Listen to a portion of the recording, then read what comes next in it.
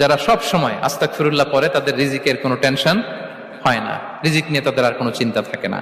আল্লাহ নবী নূহ আলাইহিস সালাম তিনি ওনার জাতিগোষ্ঠীকে বলেছিলেন, ফাকুলতু আস্তাগফিরু রাব্বাকুম ইন্নাহু কানা গাফফারা, তোমরা বেশি বেশি ইস্তেগফার পড়ো, তিনি ক্ষমাশীল। ইস্তেগফার পড়লে কি হবে? ইউরসিলিস সামাআ আলাইকুম মিদরারা, রহমতের বৃষ্টি বর্ষণ হবে, তোমাদের জমিগুলো উর্বর হবে। ওয়া ইউমদিদুকুম বিআমওয়ালি ওয়া বানিন, আল্লাহ তাআলা তোমাদেরকে সম্পদে বারাকা দিবেন, সন্তানে বারাকা দিবেন। ওয়া ইয়াজআল লাকুম জান্নাতিন ওয়া ইয়াজআল লাকুম আনহারা, তোমাদের ফসল ক্ষেতগুলো সবুজ শ্যামল হয়ে ভরপুর হবে, তোমাদের রিজিকে বারাকা নেমে আসবে। তাহলে আমরা যেন বেশি বেশি ইস্তেগফার করি। বিষ্ণু ঈসা ইসলাম বলেছেন, মান লাযামাল ইস্তিগফার